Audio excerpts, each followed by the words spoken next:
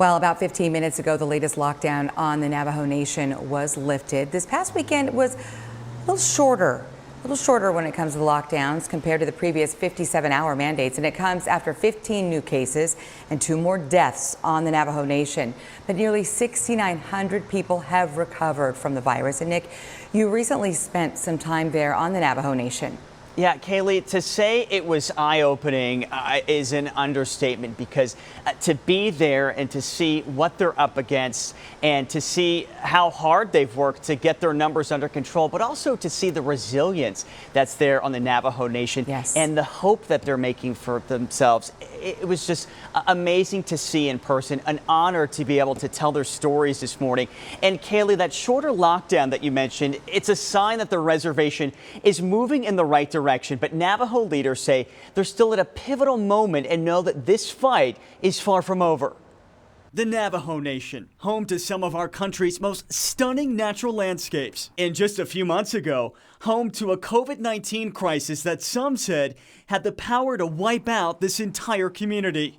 This pandemic, of course, has affected every single person on our nation, including myself. Navajo Nation President Jonathan Nez losing 2 of his relatives to the virus. The pandemic claiming nearly 500 lives here. We are a proud people. We're a resilient people. And I know we will overcome this monster. Cases here surging past 9,000. With a population on the reservation of 175,000, President Nez said he and other leaders had to take an aggressive approach to get this pandemic under control. Because of us mandating masks being worn in public in April, helped reduce the numbers here on the Navajo Nation. Of course, many other factors too. Like an 8 p.m. curfew, extensive contact tracing, and testing more than a third of the population. People here on the Navajo Nation have been disproportionately impacted by the coronavirus. At one point, they had the highest infection rate in the entire country.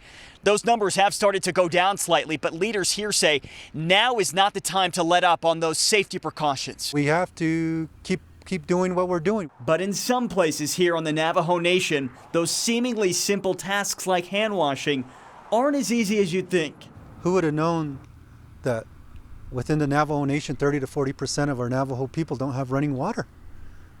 I don't think nobody would have known if it wasn't for the attention the Navajo Nation received through this pandemic. And at least a third don't have electricity either. It's an infrastructure crisis doctors say directly contributed to the spread of COVID-19. President Nez wants to use part of the $700 million the Navajo Nation received in CARES Act funding to expand utilities on the reservation, but says they'll still need more help from Washington. But we tend to spend billions of dollars to aid other countries in rebuilding war-torn areas.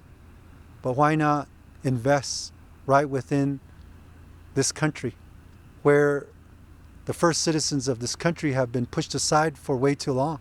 If the federal government can waive laws to get supplies and material to build a wall at the Mexico and US border, why couldn't you waive the laws to improve the quality of life within Indian trust lands? What happens next here, still a mystery. With cases spiking in nearby cities, a possible second wave of COVID-19 here on the reservation, and the approaching flu season, President Nez says his people remain on high alert, but is confident that once again, they will rise to meet this challenge.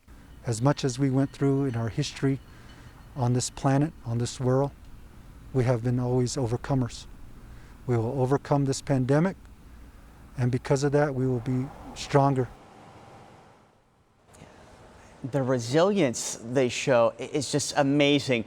Another good sign here, nightly curfews are getting pushed back an hour and now start at 9 p.m. The hope is to start to reopen some of the tourist attractions as well. So tomorrow, we're going to take a look at how those closures have really impacted the economy of the Navajo Nation and speak to people who are risking their lives to make ends meet. That's tomorrow, right here on ABC 15 Mornings.